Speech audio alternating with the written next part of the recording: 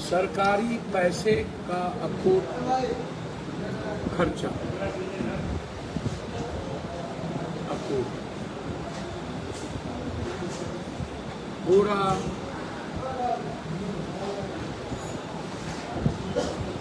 मैं अपील करता हूँ, जीविका, ममता, आशा, टोला में, न्याय में, जनप्रतिनिधि,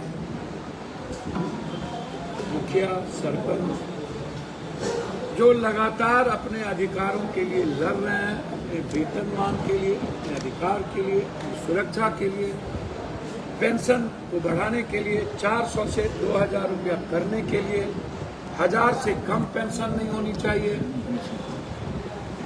मैं लगातार ये सदन में मामला उठा रहा हूँ। छात्रवृत्ति, स्कॉलर सब बंद कर दिया, कल्याण स्कॉलर।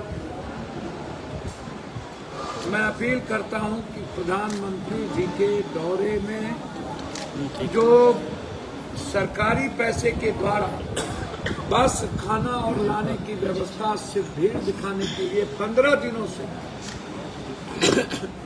पूरे देश का कैबिनेट बैठा हुआ है। मुजफ्फरपुर, समस्तीपुर, बेतिया, कोसी सीमांचल, देश पर हमला हो, देश खत्म हो जाए, 56 इंच का सीना 5 इंच बन जाए। 12 सालों में 46 बार हमला हो चुके।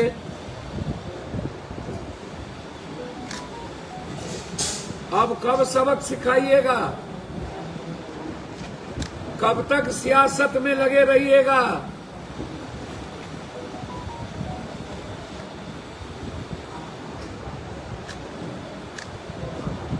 हर घटना को हिंदू मुसलमान करने का प्रयास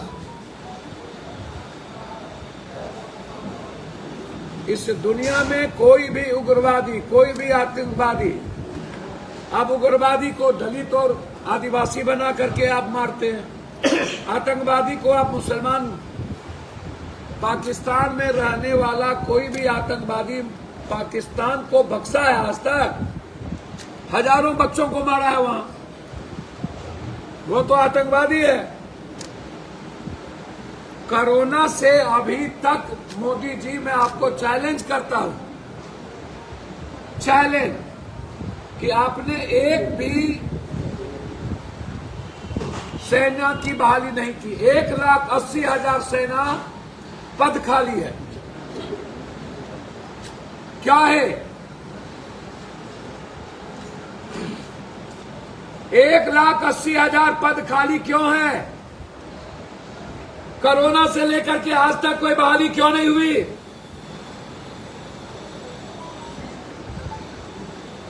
और हमारी सुरक्षा या तो पहाड़, या तो जंगल, या तो नदियों के बीच होगी। वहां सेना का डिप्यूटेशन क्यों नहीं? कभी चाइना हमला करता है, कभी चाइना हमारी जमीन ले लेती है, कभी बांग्लादेश हमको रास्ता बंद कर देता है, कभी नेपाल आग दिखाता है, और पाकिस्तान का आतंकवादी तो हमेशा आग दिखाता है। आप हमको बता दीजिए, कब हम लोग आतंकवादी का विनाश करेंगे?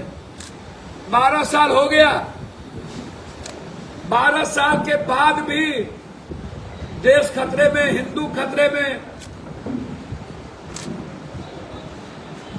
तो एक साथ आत्महत्या क्यों नहीं कर लेते? चुल्लू भर पानी में डूब के मर जाइए।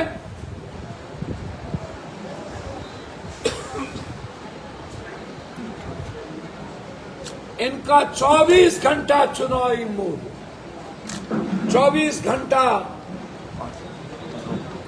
चुनाव की बात करना, हर मिनट टू मिनट पैसे का इस्तेमाल करना। नित्यानंद राय, गिरिराज सिंह, सारा मिनिस्टर, ललन सिंह, संजय झा,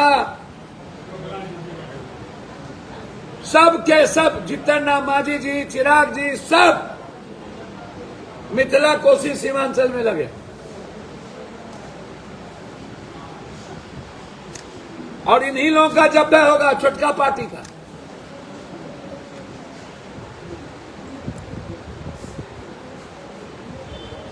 मेरा आग्रह है, इंटेलिजेंस फेल्योर, आईबी फेल्योर, हमारी सारी एजेंसी फेल्योर, और ऐसे समय में जब हमारा यात्रा चल रहा हो और उसके बाद मेरी सब कुछ फेल्योर, तो 1 मिनट भी गवर्नमेंट के पद पर पीएम और होम मिनिस्टर साहब को रहने का राइट नहीं है। रिजाइन करना चाहिए।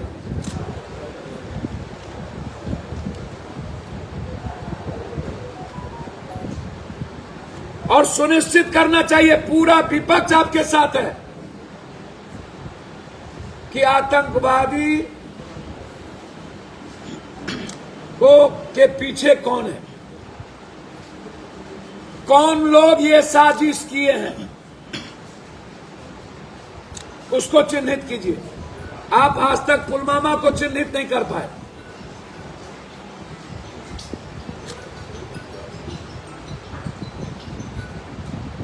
इक्विपमेंट नहीं खरीदा गया, सेना की बहाली नहीं कर दी गई, पैसा बचाने की तैयारी हो रही है।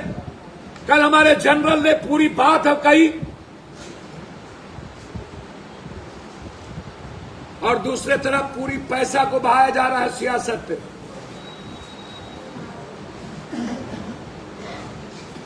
मोदी जी, मेरा सवाल आपसे है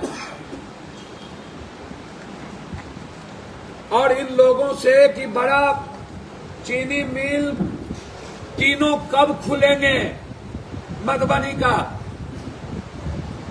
पेपर मिल कब चालू होगा, मधेपुर की दूध फैक्ट्री चालू कब होगी, कटिहार के जूट मिल पर क्या कहना है, और मिथिला कोसी सीमांचल की जिंदगी जो अभिशाप बन गई है, हाई डैम कब बनेगा, हाई डैम का निर्माण कब शुरू होगा। आप औपचारिकता निभा रहे हैं कि 84,000 हम घर देने जा रहे हैं। एक घर सतत प्रक्रिया है, आपकी कृपा नहीं है, हमें घर मिलना ही है। ट्रेन चलाना ये सतत प्रक्रिया है, ये चलती रहती है डिमांड पे। कोरोना के बाद 67% ट्रेन आप बंद रखे हुए हैं, आपने चालू नहीं किया।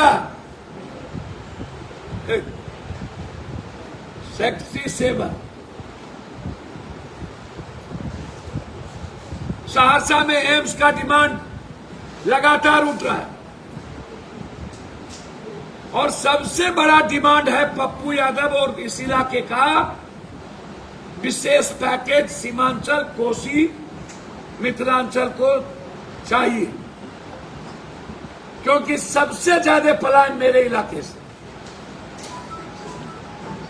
सबसे ज्यादा गरीबी मेरे इलाके में, सबसे ज्यादा बेरोजगारी मेरे इलाके में।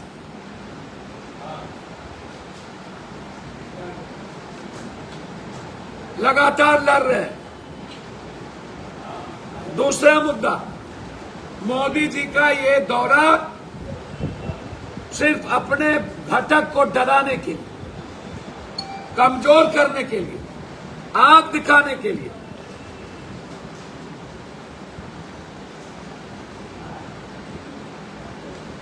और जनता के पैसे को पानी की तरह बहाकर अपनी पीठ थपथपाने के लिए, बीजेपी का प्रचार के लिए यह पैसा खर्चा हो रहा है।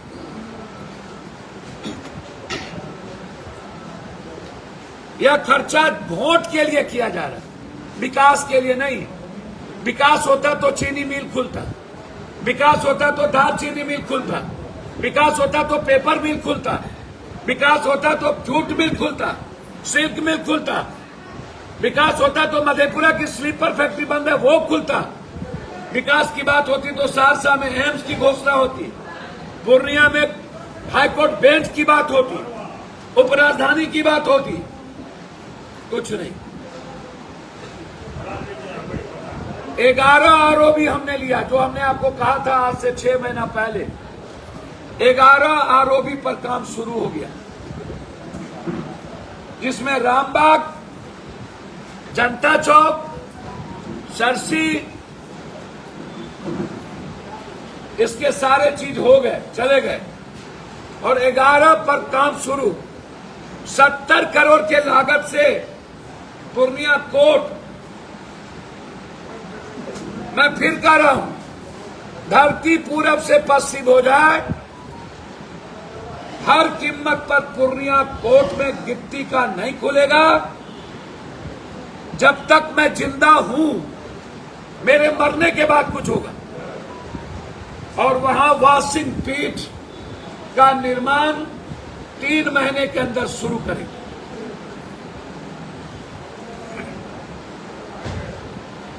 तभी हम दुनिया की सबसे ज्यादा दूरी वाला ट्रेन ले पाएंगे।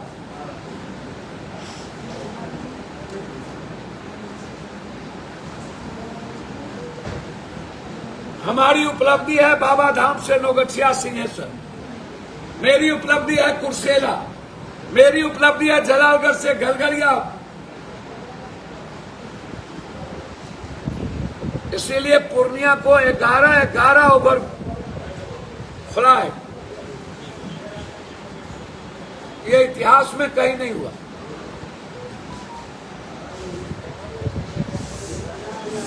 दूसरी बात, पूरे बिहार में लगातार सत्ताधारी लोगों के द्वारा गोली चलाना, आरा में जो गोली चली है उनकी तस्वीर सम्राट चौधरी जी, नित्यानंद राय जी सबके साथ है। मैं सम्राट चौधरी जी से जानना चाहता हूं, 3 कुशवाहा की गोली मार के हत्या की गई। आप बोले थे कि कुशवाहा का पसीना चलेगा तो हम खून बहाएंगे। पूरे बिहार में कुशवाहों पर, पिछड़ों पर हमला है।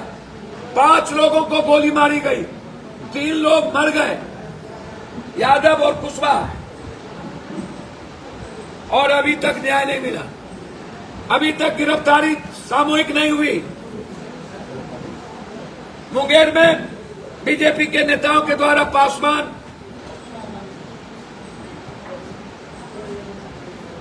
और एक बिल्डर की हत्या। पूरा का पूरा बिहार रक्त चरित्र और रक्त रंजित हो चुका है। लोग भगवान के भरोसे हैं, कब किसको कौन मार दे, कब किसका कत्ल कर दे, न्याय कहीं नहीं। पूरा बिहार का प्रशासन ड्रग्स में, स्नैक्स में, गांजा में, कोरेक्स में, सोल्यूशन में, व्हाइटनर में लगा हुआ। पूरा बिहार का थाना पैसे लूटने पर लगा हुआ है। न्याय नहीं मिल सकता। न्याय की आप उम्मीद मत करिए। लगातार अपराधी, हर दल से मैं आग्रह करूंगा हाथ जोड़कर कि अपराधी और माफियाओं को, बालू माफिया, शराब माफिया, जमीन माफिया, अपराधियों को आप टिकट मत दीजिए, बलात्कारियों को टिकट मत दीजिए। आप साफ सुथरा रहिए। और विपक्ष को भी चेताता हूं, ये जमीन माफिया, बालू माफिया, शराब माफिया, ये नासूर बन चुका है बिहार के लिए।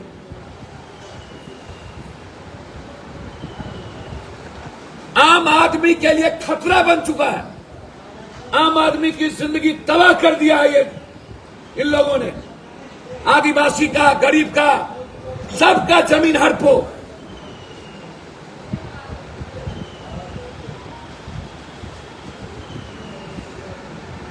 इसीलिए विपक्ष से भी आग्रह करेंगे, हर कीमत पर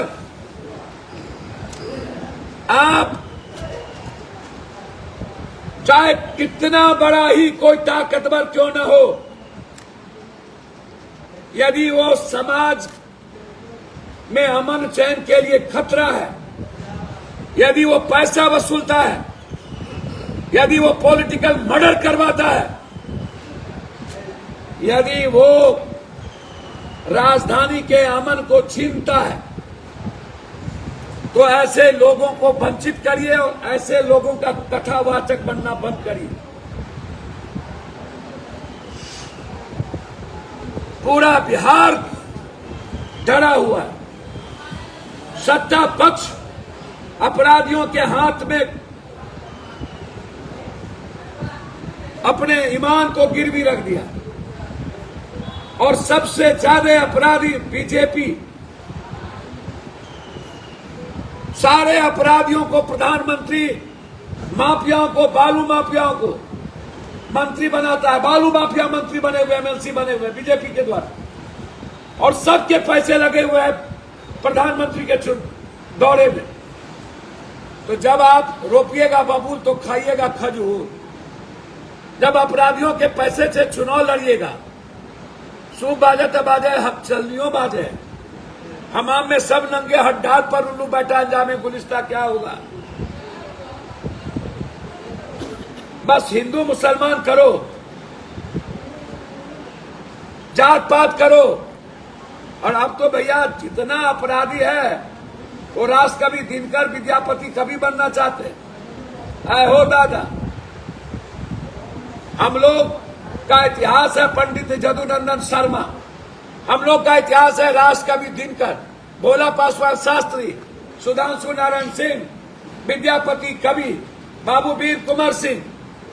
हम लोग का इतिहास है जुब्बा सैनी, हम लोग का इतिहास है नक्षत्र मालाकार, हम लोग का इतिहास है रेणु, हम लोग का इतिहास है श्री बाबू। हम उस संस्कृति के हैं। हम लोग का इतिहास है ललित नारायण मिश्रा, हम लोग का इतिहास है भूपेंद्र नारायण मंडल, हम लोग का इतिहास है जेपी, हम लोग का इतिहास है लोहिया, हम लोग का इतिहास है गांधी। ये गांधी को मारने वाले और अंबेडकर को गाली देने वाले लोग, हमारा भगवान है सिर्फ अंबेडकर। संविधान ही मेरा भगवान और अंबेडकर ही मेरा रास्ता और गांधी ही हमारी ताकत। ये जो अपराधी सब पार्टी बनाने के लिए उछल धक्का की तरह कर रहा है और पाठ पढ़ा रहा है, इन अपराधियों को रोकना होगा। ये लोग चैलेंज हो गए हैं जाति के आधार पर बिहार की जनता के लिए। ये राज कभी दिनकर ना बने, ये श्री बाबू ना बने। इसीलिए अपराधी चैलेंज है, अपराधियों को रोकना होगा। और पूरी जनता दहशत में।